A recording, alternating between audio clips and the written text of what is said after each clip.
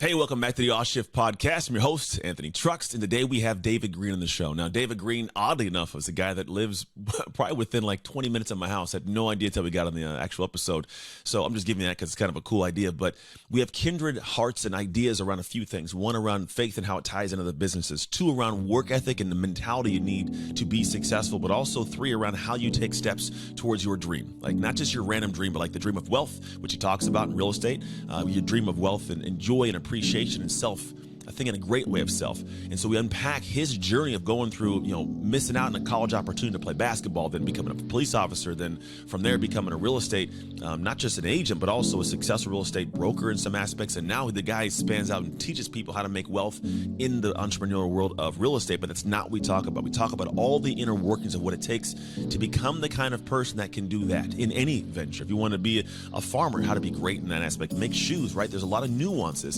So if you're a person that goes, I'm trying to create something cool, but you're wondering why you've been beating your head against a wall, we uncover that today so you understand exactly how you can carve your own path to success. So without further ado, let's get into today's episode.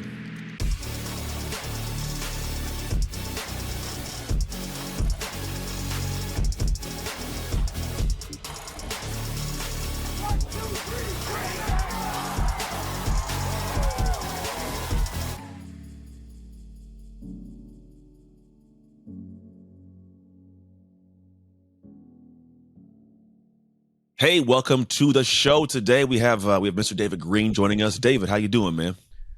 I'm good. I get to talk, right? That's what we do for a living is we talk, we share information, we connect. That we do. That's how the world works, man. I don't know if everybody should be talking. Some people should talk about things in their lane, but hey, some people choose just to have eyes on them. So they talk about anything. It's kind of crazy, but life goes on. Although you are a person that has things to talk about in a positive way, so I'm looking forward to unpacking this with you today. So I have a question. I start every episode with the same question. You can take it wherever you choose to take it. I'm looking forward to hearing what it is. But here's the question. I'm wandering around some town, your town. I go to a coffee shop and sit down next to you. You don't know me. I don't know you. For some odd reason, you feel compelled to start speaking to me. In your opinion, why should I listen to you? You should listen to me because I'm going to get into a conversation with you where we're going to discuss everything about you that is stopping you from getting the things you want in life or being happier. I'm not going to tell you information that you could get anywhere else. The world's full of people saying, use this strategy, buy this program, do this thing.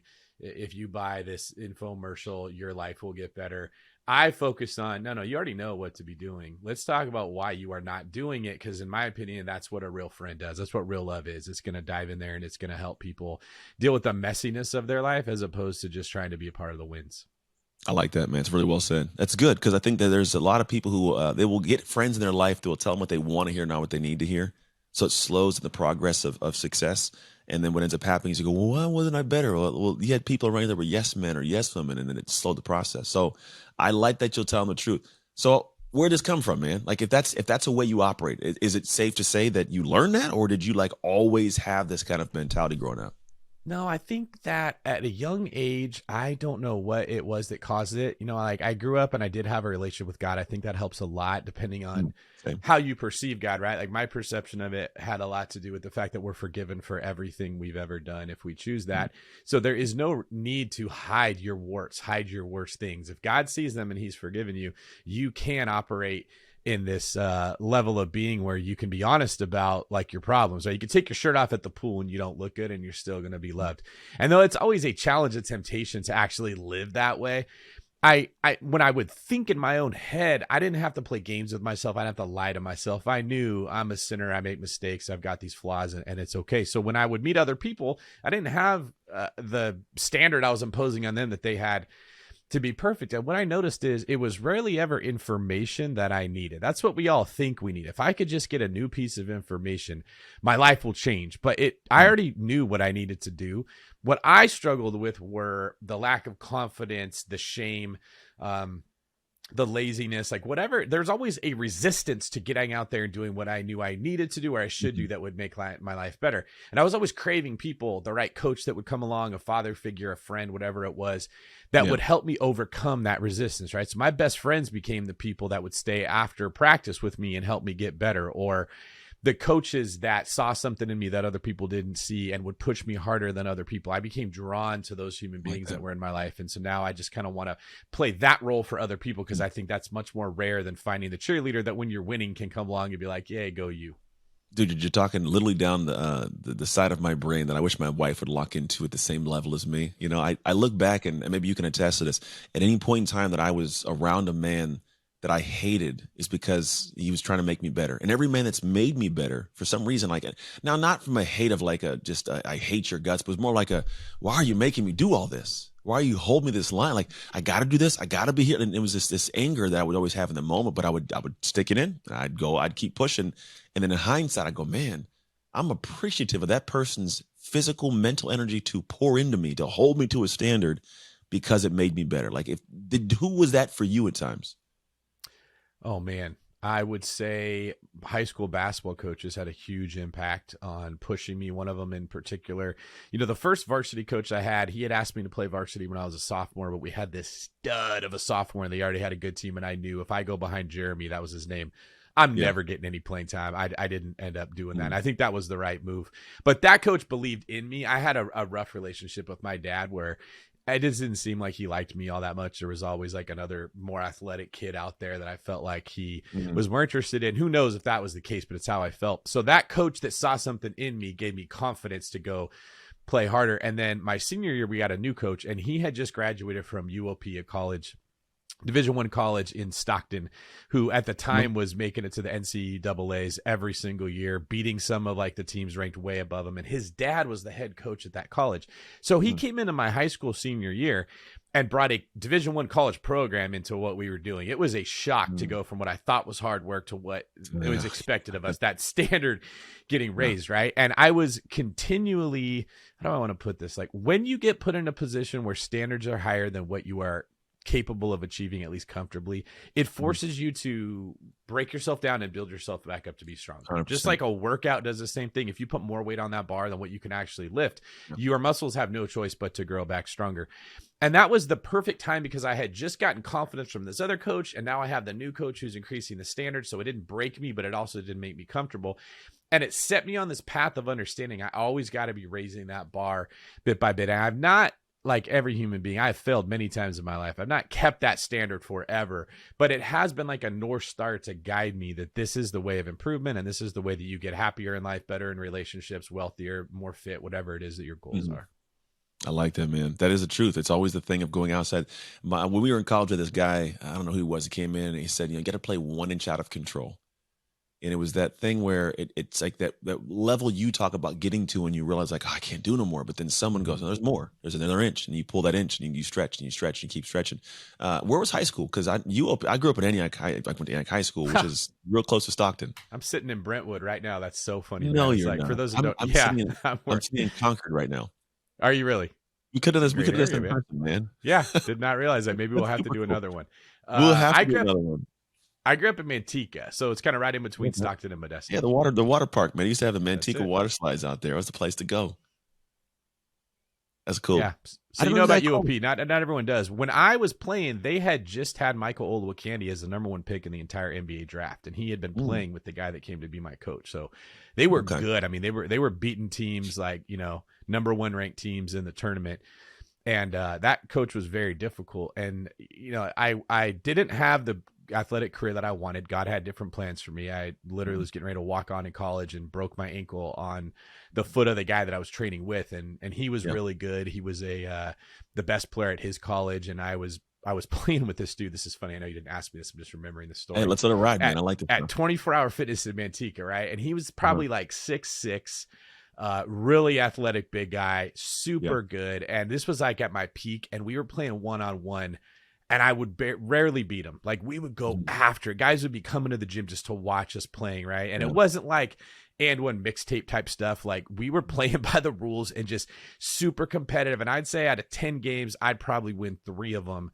But they were all close. And I was down on myself. Like, how am I going to play in college if I can't even beat a guy at the gym, right? One day I come walking in and I see him, and he's wearing these Colorado basketball shorts. And I was like, I didn't know Champ Sports sold Colorado basketball shorts. And he laughed. He's like, I don't think they do, man. I was like, oh, where'd you get them? And he's like, I play there. was like, what do you mean? He's like, yeah, I'm their starting 2 guard or something. His name was like Oh, wow. Jason, I can't remember. It was like Olawakandi or something. Yeah. And I saw him on TV after that. Like, he was freaking good. Right. Yeah. And I realized I've been beating myself up thinking I'm not good enough to do this. Meanwhile, I'm going toe to toe with the Division I college athlete. That's one of the best. Right. And it was this mindset shift that I just realized, like, man, we don't always see ourselves from the best angle. Yeah, that's a beautiful story, man, because that's the truth. Sometimes it's like that's an accidental one, but like those are some of the best ones because you just show up as fully you. And if you do that, that's the kind of outcome you get. However, there's a lot of people before they get that moment, they'll have the information. Like you probably, and I would assume myself too, if I'd have known who he was before I played him, I might not have played the same way. You play a little different, but if it's just like, it's just a dude, all of you comes out, then all of a sudden you get to have the cool moments. So you said you alluded that, you got hurt and something happened. Did you get hurt in that window of time right there with that guy? Yeah, it was right after that. I was training with another guy that I told you about. He was the best player in his school. And I had a lot of ankle injuries from just repeatedly spraining your ankle. It happens in basketball all the time. And I just didn't understand like how that stuff worked. In my ignorant mind, I thought, well, I sprained my ankle a lot. My body knows how to heal from that faster, not understanding ligaments get stretched every time that happens. And on the last one, the ligaments snapped in half. Actually, a couple of them did when I sprained it really bad. And then the bones kind of like crushed together and pieces of it broke off. So I was trying to train to play basketball with like almost nothing holding my ankle in place. It was just moving around and it was just so painful all the time. I could not handle it. So I ended up having to go get reconstructive surgery. My eligibility wore off and it just pissed me off, man. I was this close to proving I was finally good enough, just 99% of the way there. And this thing happened and it ended up being a huge blessing because I think God used that to fill me with this fuel that would then propel me to go on and try to crush every other opportunity I was having because I had this chip on my shoulder that I didn't get to do what I wanted in my athletic career. So I went on to the police academy. That was very tough and they're very hard on you. And I ended up graduating that high. And then I went through a career as a police officer, which is just full of like all kinds of temptation to become bitter and become hateful. Okay. So you understand, like it can be great or it can be absolutely horrible depending on how you let that external world get inside you. And then from there, obviously becoming a real estate agent, a real estate investor, there's always been a fuel that I had to push harder that other people don't have. But I know I wouldn't have it if it wasn't for those disappointments that happened earlier in life. Yeah, I'd agree, man. It's always moments that kind of give you those little pivotal, like we call them awe shift moments in this podcast. It's like awe shift this took place and I learned from this. And so we're already kind of hearing how that worked. You did a kind of, fast paced that. I'd like you to walk us through some of that experience. Cause I think the thing I found for a lot of us is the gold that makes us us is hidden within the moments that we just bypass. Cause for us, it's like, oh, it's what everybody does, but everybody doesn't do that. Right. So when you go through this journey of like, I'm gonna be a police officer, most people are like, all right, police officer, I get bitter, I get done, but I'm gonna do this for 20 years, 30 years, then I'll retire. And during this journey of one going through the battle of, I know that doing the academy is not easy. I mean, they're trying to get you to get out of there. Very few people actually get through it sometimes. Then it's getting hired. That's a whole other process to get hired, then you got to go through the probationary period. Then you're on, then you got to hope that nobody doesn't like you and you don't, and then it's like, so through that journey, what are the things you kind of attached yourself to that kept you on the up and not pretty much losing yourself, we'll say outside of faith? I know faith's a part of it. Same for me. And I'm hearing that, but what are the things that like, hey, this is the things I had to face. This is how I approach them. Yeah, that's a really good question. Part of it was I had to apply to 14 different apartments before I got hired by one. And it's not just like send a application. You're going through every one of them probably has 9 or 10 steps before you even get to the point that you might be able to go to the academy. So just constant oral boards, physical agility tests, written tests, like all just nonstop driving all across the Bay Area to all these departments. Yeah, exactly. And I mean, you might get 80% of the way there. This happened a couple of times and they said, oh, you have 3 speeding tickets in your past. We're dumping you for that. Or several of them dumped me because I had never done drugs and I had never been in a fight. So like they looked at that like you're never going to be able to handle the stresses of this job, right? And I was like, I've been playing really competitive sports. Like I'm not getting in fist fights outside of what I'm doing, but I mean, it doesn't matter. They're trying to make an objective decision on if they think you can handle, Bay Area police work, and they thought they couldn't. And so when I finally got hired by one, I had 13 failures behind me and this white knuckle grip on I'm not letting this chance past me. And then when you show up to the academy, it's exactly like you said. I remember the biggest shock to me was not the screaming, the yelling. If you played sports, you're very used to that. It wasn't the physical demandingness. It was this emotional shock of they're yelling at you and getting you in trouble for something they haven't showed you how to do. So we follow this pattern in sports where your coach would show you the right fundamental. This is the defensive stance. This is how you box out. And if you did not do it after that, you were in trouble. That was like this logical approach, right? Well, you show up your first day there and you're getting in trouble for things that you didn't know you weren't supposed to do. Just all these military rules that I had no clue. And it was very discouraging. And I was like constantly fighting this feeling of hopelessness. Like, what's the point of doing this? I'm like, if I have to figure it out by stepping on hot lava over and over and over again, it was that I don't want to go back to applying for 14 more departments. I'm gonna stick through this no matter what. That was a big piece of what got me through it. The other one was I recognized like this is an opportunity that could change my life, right? I knew I needed to develop some confidence as a man. I knew I wasn't going to get it from my dad. I knew this was the path that I felt like God had put me on. And that if I didn't complete this, like I could just sense there's a part of me that will accept being a quitter for the rest of my life. Like there's always, it's like this dragon that just chases you when you're in very hard times and you're tempted to want to quit, that you know, if I do that, it is going to be so easy to do it the next time. And then so easy to do it the next time. And I've seen lots of people spiral from one bad decision into many bad decisions in life. And now they're always in this uphill battle. So I think it was like a healthy fear. Just, I don't want that to become a part of my identity, that when something gets hard, that quitting is an option. If you get injured, if you get washed out because you couldn't perform, if it's not inside of your will, that's okay. That's going to happen. You got to get back up and go. But it should never be because we voluntarily like kind of quit on ourselves. Yeah, I agree, man. I think there's a big piece that so the thing I talk about dark work, that whole concept, that's the stuff that happens in the dark that lets you shine in the light. And the harder the dark work is, the more I call it dark energy you get to power yourself in the light. But if you don't have that, or you haven't done the work, you'll falter. You'll let your light be dim because you go, I didn't earn this. Your soul knows you didn't earn it. So yeah, it's like doing those things because it gives you a different kind of pride. Now you go through this journey, this all happens, and I totally intimately understand all that. And you show up in a certain way. What was the experience of like, being an officer? Once you get past this journey, you finally make it on. Was it like, I'm good, I'm settled, or was there always that little monster? It was worse, man. Now you're constantly afraid you're going to get fired because going through we call it the FTO program, stands for Field Training Officer. This is where you have another experienced officer with you who is determining if you are going to be able to make it and kind of teaching you at the same time. So you don't have all the comfort of a coach. It's like, this guy's on my side, but you don't have all of the hatred of like, you're my enemy trying to get me fired. It's this awkward emotional state where they're teaching you, but they're also evaluating you. And they're the one that decides if you're gone. And it's hard. Like if you're, especially being a little bit younger, trying to get into that, you're trying to remember every policy you ever learned. You're trying to listen to a radio that's speaking a language you don't understand and interpret what's happening. You're trying to drive a car in a neighborhood you don't know and remember like where the freeway exits are and what those areas are like. They're speaking in 10 codes and penal codes that you're like, oh, what was a 243 again? Was it this or that? All while everything's happened. It's very, very taxing. And then you have a person taking notes every single time you're making a mistake. For me, it was a constant fear. I'm going to get cut. I'm not going to make it. And that would just drive me to get off, go home, pull up flashcards and just study them, just like drilling it into my head, having friends call out this number. I need to have it drilled in my head that when I hear 245, I don't think, what is 245? I think that is assault with a deadly weapon. I know that is a felony. I know these are the elements of that crime. I know what I'm looking for, to have some form of comfort. Like the best way I could describe it is when you're in sports, there's a point when you first start, it just feels like white noise. It's happening too fast. You were trying to react to what's coming your way. You're a step or two behind everything. And then if you're in that environment long enough, you cross this threshold where you almost see it right before it happens. Right. Yeah, or like, at least you're in it, you're with it. Yeah. That took a while to get to that point.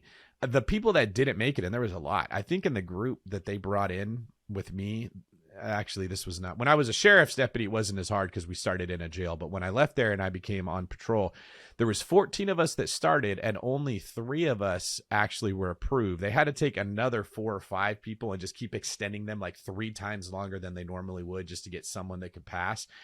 But it was very hard to make it. And so that was another example. Like, you're never actually out of the weeds. When you think you're out of the academy, now a whole new struggle starts, and now you got to learn how to do the job. And then once you pass that, now you got to go earn all the respect of your peers. Because, like, you know how it is when you're in these environments, like, especially being a professional athlete yourself. If your teammates don't think they can count on you in crunch time, it's not Yeah, it's not a socialistic world where we're all going to sing kumbaya like, well, we're all on the same team. If they think that they're going to, if you think they're going to miss a block or they're not going to do the thing they're supposed to do, they're not going to put their helmet on somebody and hit them hard and it's going to come down to you. You don't like that person. And now there's a lot of conflict in that environment and you're going to be miserable every single day showing up to an environment where you're not liked. I agree. And then you got a different situation of like, my life's in alliance. If I don't trust you, like it's, I may not make it home. So I can't have you out there jeopardizing my life. That's exactly what it is. And yeah, they're looking at it like my kids might not have a dad if you freeze or if you don't have confidence. Exactly, man. And that's the scary part. And for me, I get that, like sports wise, I get it every day going to practice and you're getting taught something now. And if you don't know this, when we go to practice in an hour, if you mess it up, they're going to have somebody else in here. You have no job. You go home. Like, and the same thing, like you said, if I'm on the field with somebody and I get it wrong, they're going to yell at you. Like, and this is a grown man yelling at you because you're not playing just to play the game. This is playing for like people to go home and eat and feed their family and have a career. And if you mess it up and someone gets hurt because you missed the gap and the guy came and blocked you wrong, like it's a problem. So I get the whole craziness. And most people, like, they don't actually understand how to immerse themselves in that. I think that's the scary part for me is most people don't know how to enter those moments without like literally just them freaking out. And then they wonder why success doesn't come their way. And so go ahead. So that's such a great point. I'm working on a book right now that is basically like a blueprint for how anybody can become wealthy. And it's the opposite of what you hear everyone else talk about. It's not, here's a new strategy nobody else knows. Like I use a football analogy for this, funny enough. It's, remember when like the Wildcat offense was a big popular thing? And then the run pass option became really popular. They were these gimmicks that the defense did not understand how to combat, and they gave you a temporary advantage.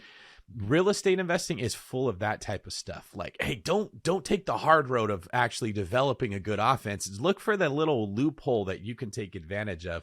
And it gets so many people in trouble because they're always trying to find a way around the obstacle. Instead of saying, I'm going to just be better at my job than the other team is, they're looking for a loophole, right?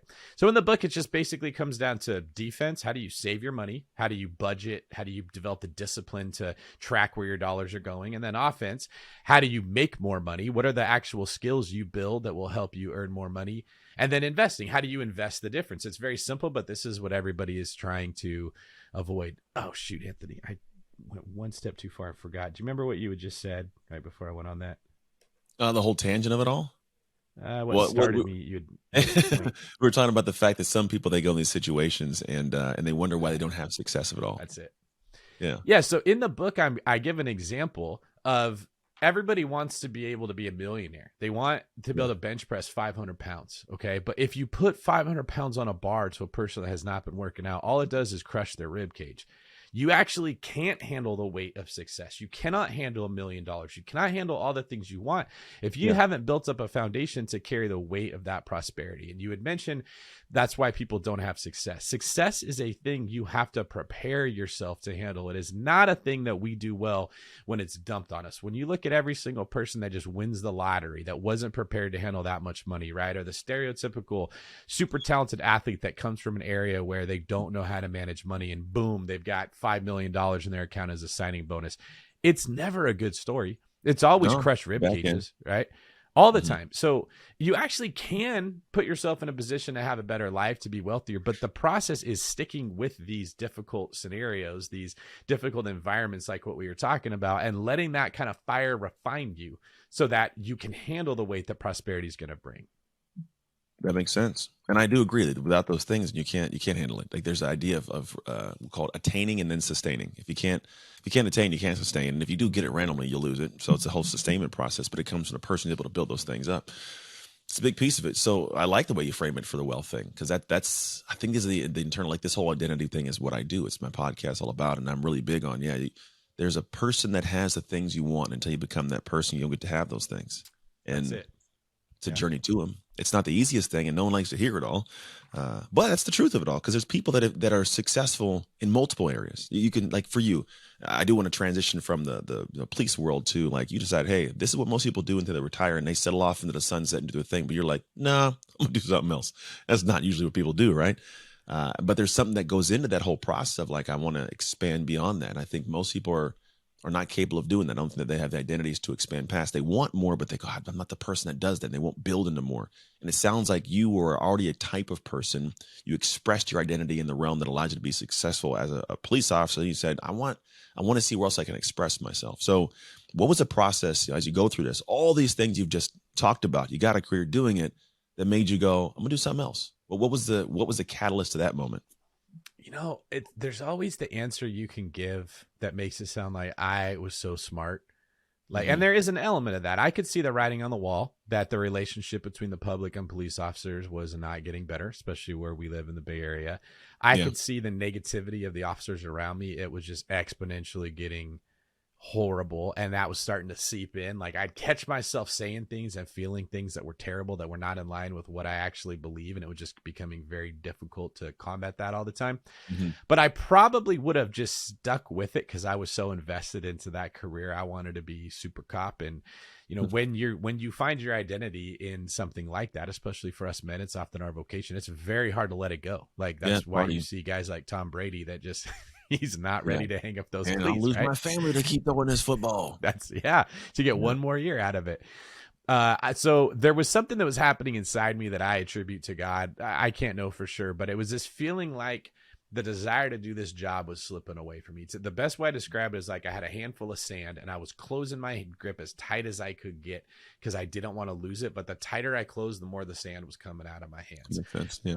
I caught myself having the easiest call in the world, somebody with a tummy ache, and I just got to go take their name and get their date of birth, and just cussing out the world the whole way there. Why do I have to go to this stupid thing? And just being aware, why am I mad? I have the easiest call in the world and I'm pissed. Like, I just think that door was closing on this stage of my life, and there wasn't more for me to grow from doing that. That doesn't mean I was the best cop ever. I just think in my life, that phase was coming to an end, and it made practical sense to leave, but emotionally it was just this powerful thing where I could feel like I'm just suffocating. I have to find some new challenge and get out of this because there's no joy in it anymore. And like, with people depending on you and the public depending on you, it just become this uphill climb to have a good attitude every single day. And that was a thing I recognized I'm not strong enough to overcome. I had to move on. I got you. That's smart. And it's a wise idea. So why real estate? Why was that the direction you wanted to head into? I didn't, man. I did not. I was already an investor, so I owned some rental properties and I was comfortable with it. I became a real estate agent because I just had this feeling like I was tired of referring my friends to agents who weren't very good. It's my opinion. Most real estate agents are terrible. It's just a very hard industry to get any kind of good help with. And then they'd come back to me and they'd say, well, what do I do? My agent said this, and now I'm doing the job of that agent. And I finally got sick of it and was like, I'm just going to get licensed and do this myself. So my last year as a cop, I was doing both. Selling houses, and then I would get up, go show homes, get done, drive to the department. About 2:00, I'd start my shift. I'd work until around midnight or 2 a.m, get off, go home, go to sleep, wake up, go show homes, go write up contracts, whatever I had that was going on. I was kind of doing both. And I was in a group called Abundance where I was challenged to just not work overtime anymore. It's like, hey, you're going to commit to this, and you're going to start the phase of learning how to be a businessman. And you're going to, when you make enough money, you're going to ride off into the sunset and let the police thing go. So I started that journey. And to be frankly, I hated it. I did not like sales. I did not like having to be persuasive. I was used to, you got the easy road or the hardware, buddy. Like, which one do you want to do? You know, as a cop, we say, ask, tell, make. Ask them and then tell them, and then you're going to make them. And that does not work with scared people that don't know if they want to buy the house or don't know how much they want to pay or have two options. Like, you got to spend a lot of emotional energy to be able to help people in that capacity. And I describe it like being a bodybuilder trying to learn yoga. I was not stretchy. I was not flexible. I did not enjoy doing that, but that's what my personality needed.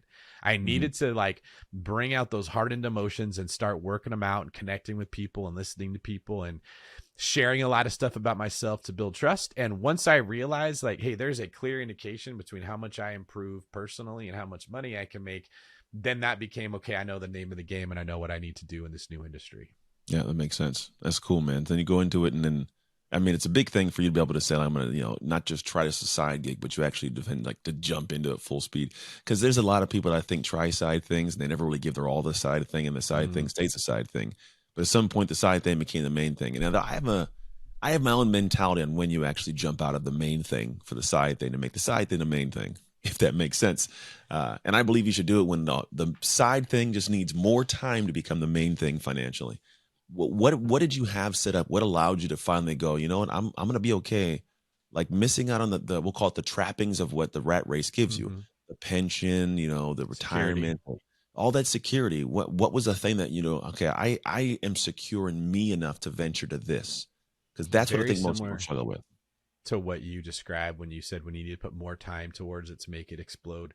There's a if you look at like a chart of how success happens to learn a new skill, it's not a linear gain where I put in X hours and I get X better. That is how a W-2 world works. If I work X amount of hours, I get X amount of pay, and the graph is very clear and easy to predict. Okay. Yeah. But if you want to learn a skill like playing a guitar, maybe let's use like building up. I did a TED talk and I actually talked about this very same thing when it comes to building up my biceps. So I was very skinny and incredibly insecure when I was younger, just a beanpole of a person.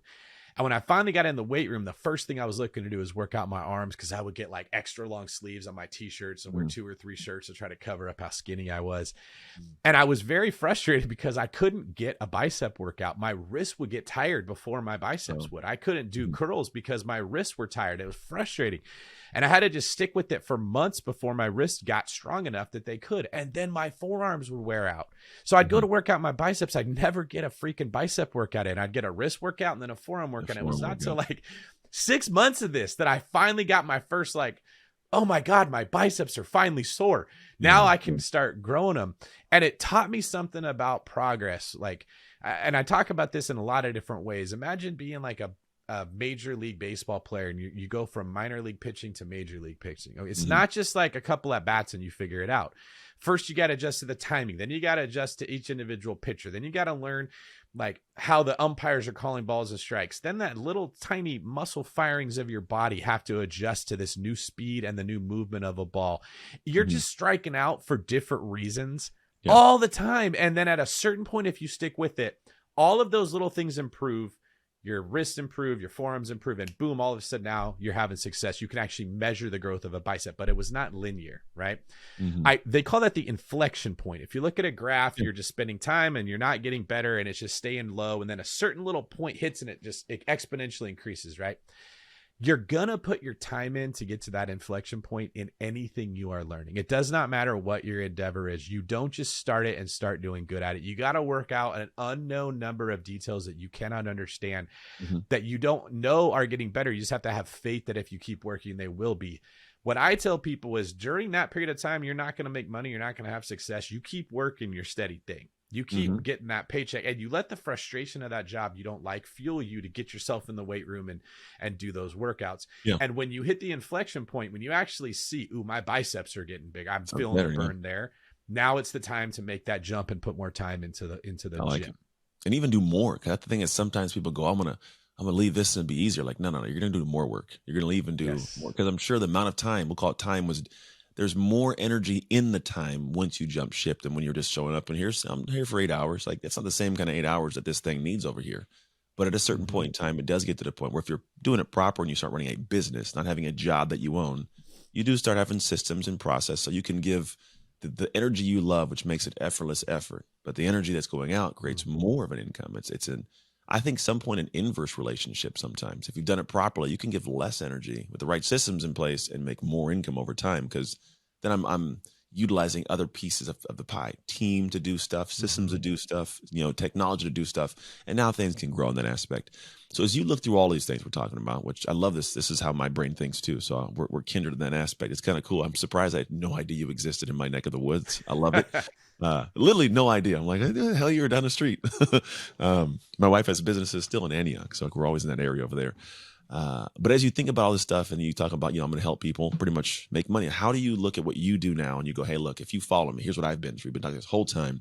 How does your experience translate to somebody else's experience and go like, look, I'm going to help you create your own version of wealth and do it through real estate? Like, how can someone latch on and go, look, I'm not this David Greene, man. I didn't go through this. How in the world can I have the success he's had? Because you can be a David Greene. You cannot be an Elon Musk. There's a handful of people in the world that can do what that person's doing. There's a handful of people in the world that could be a Jay-Z. Like there's not a lot, right? I'm doing something that anybody could do. I approached every day at the job I had, and this is going to sound cheesy, but this is the truth. And I just said, how do I become the best employee at my job? So I started off working at a Togo's, and I was in high school, but my goal was the same way I approach basketball. I want to be better than my teammates. I want to be the boss's favorite, so to speak, right? I want to be the coach's go-to guy. I want him calling my name when there's one last shot. So I got to stay late at practice to make sure he knows I want the ball. I got to outperform people to make sure he knows I want the ball. That attitude works even better in the workplace than it does in sports, because in sports, you're competing with other people that want that same thing. Very few people at most businesses actually want responsibility, or they want to perform. Most people in businesses are approaching it like how kids approach PE when they don't want to be playing. Like, what's the minimum effort I got to put in to keep the PE coach off my back, right? So you go from playing in practice where you're competing with people better than you into PE where no one's trying and you dominate everybody, right? That's what can happen at your average workplace. And then I moved into working in restaurants. It was the same thing. I got hired as a busboy and a host. I had such a good attitude and just approached every day like I want to learn as much as I can. I got promoted over all the guys that had been there long before me, became a waiter, started making grown person money right out of high school because I'm doing the job of grown-ups at that time. And everyone was like, how did that happen? Why did he get promoted first? It was like, it's not like I was smarter than everybody. I just came to every day like, how do I get the most out of my shift? If I got to be here 8 hours, I might as well be 8 hours of trying really hard. When I had nothing to do, I'd help other people do their job. And then I sort of just carried that into every profession I had. And what I realized is no one stops you from giving your best every day at the thing you're doing right now. It's us that does that, right? And what most people subconsciously carry into their job is, when you give me a raise, I will try harder.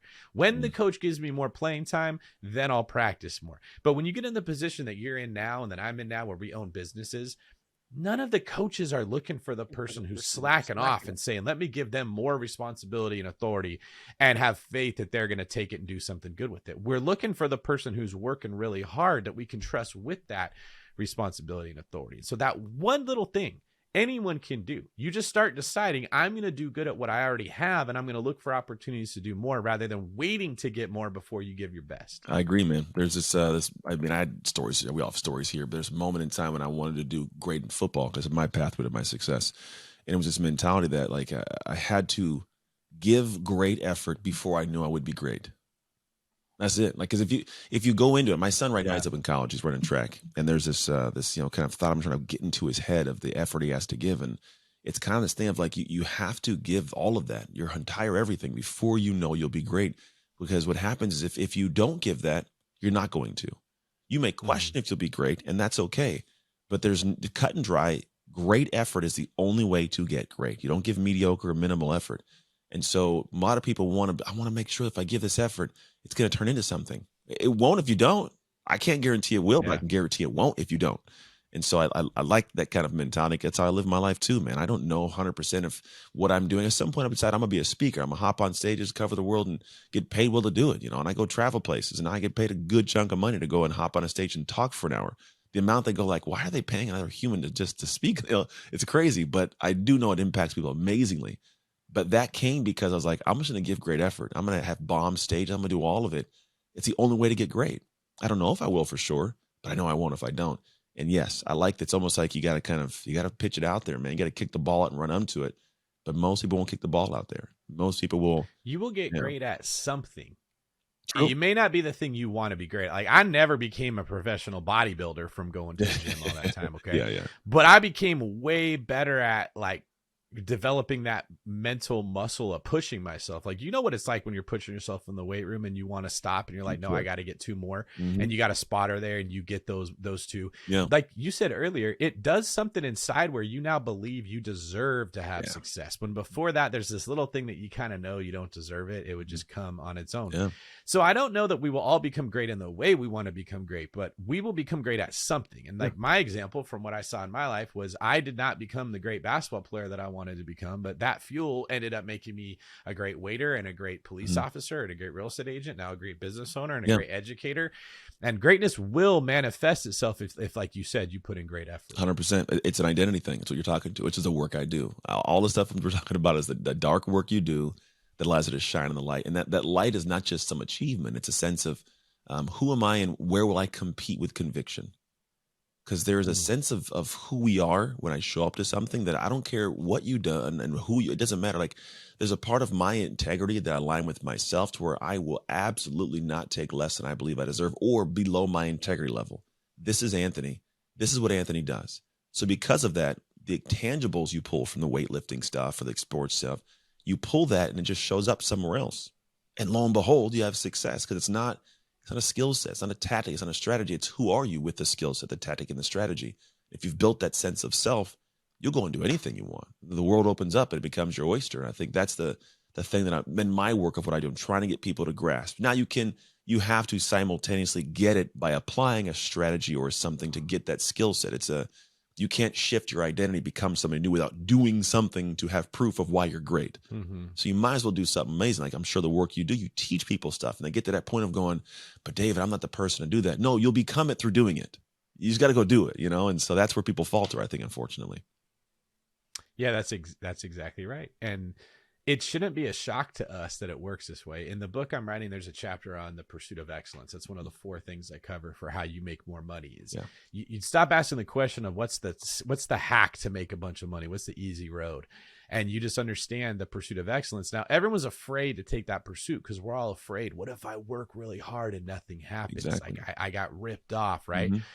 It's just the wrong way to think, because if you switch roles and you put yourself in the consumer's role, none of us are pursuing less than excellence. I'm not going to you and saying, hey, where can I get a mediocre taco?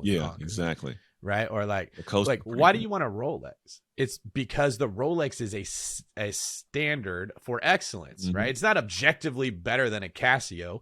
It means something. We are all craving being associated with excellence. We want to see the best athletes. We want to buy the best, whatever it is that we're doing, we're drawn to excellence. The best restaurants, the funniest people, the best comedians, like what they're all doing that draws us to them is they are perfecting their craft in the pursuit of excellence.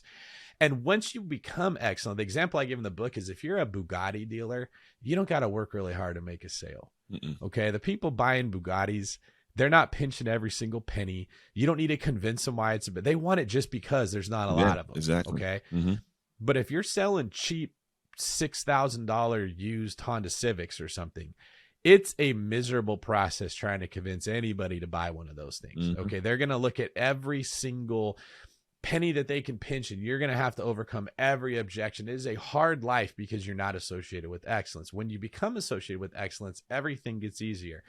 And that's this like journey of faith, is if you make yourself the excellent thing, people, the universe, whatever you want to call it, they're drawn to you. Mm-hmm. They can tell you speak differently. They can trust you. What your advice says means something.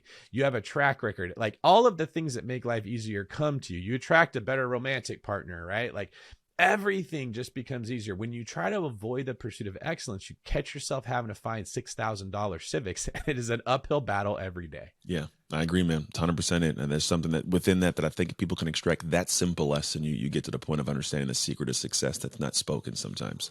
It's the seeking of excellence that allows you to become excellent, not the seeking of hoping I get excellent by doing what feels comfortable.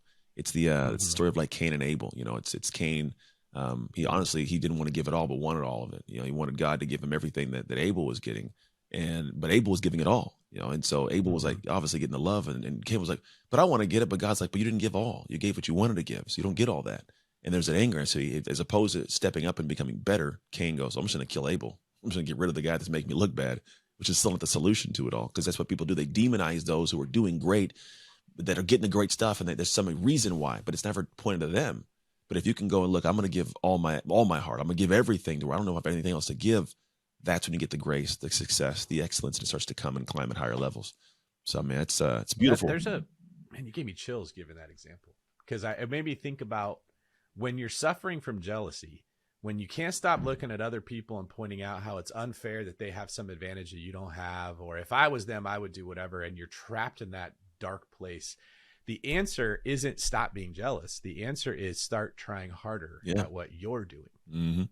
100%, 100,000, 1,000,000%, dude. It's the key. I've been thoroughly enjoyed this conversation. 2 questions. The first one's going to be, where can people get the book and more information from you? Yeah, the book is still a little ways away from being published. So let's see. If you follow me on social media, I'm David Greene 24. There's an E at the end of that. There's some other books I've written on real estate investing if people are interested in that, as well as books for real estate agents.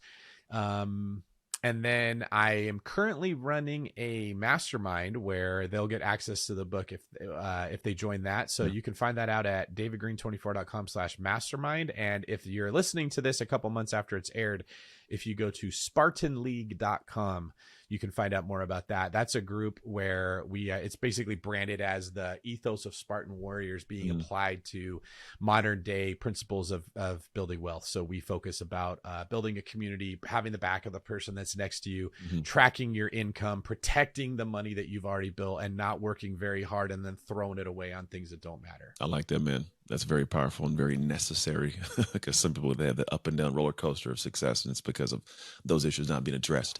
Beautiful, man. Second question, final question. What promise did God make to the world when he created you? Oh gosh, you're going really deep with this kind of stuff. I think it would be a lot of the stuff we talked about today, actually. If you pursue what you want wholeheartedly, it is not a guarantee that you will get the thing you want, but you will become the kind of human that will be able to have the things that you need. In fact, the wants you have might change. And I think the promise that you see from my life is that it is impossible that he will not bless you with things if you give everything you have. Like if you go to the gym every day and you work out as hard as you possibly can and you don't stop until you've spent every last ounce of energy, it is physically impossible that you will not get stronger. Now, that doesn't mean you're going to look like Arnold Schwarzenegger.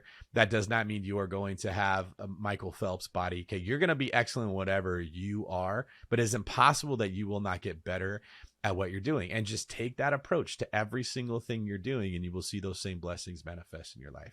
I dig it, man. Well said, well stated, and I thoroughly agree with that. I like that we got kindred conversations here, man. We got to have more of these conversations. Thank you again for hanging out with us. Those who are tuned in, thank you guys for also staying here and tying your mind to this conversation, because if you've done that properly, you'll have to have extracted something great. If not, rewatch, re-listen. If there's someone in your life you know they can benefit from these words, share it with them. Sometimes we can't get through, but the words of David and myself that can. So put it out in the ethos, atmosphere, whatever, so it files back to us. Go check the links out, man. They're going to be in the body, so check those things out. Go down the rabbit hole of David, find out what cool stuff it can do to help change your life. And outside of that, as always, make the most of your shift moments so you can make shift happen. It's Anthony Trucks and David Greene signing off. Hey, thank you for tuning into the Shift podcast. I pray that we gave something amazing to your life. And if you found this episode served you in some way, I would love if you could share it with people you know, people you love, as well as your community, because you never know who needs that simple little seed that can grow into something amazing for their life. And the actual training doesn't stop here. If you want your free copy of the show notes sent to you after every episode so you can get the major points consolidated down, simply go to textanthony.com and message the word notes. Till next time, make shift happen.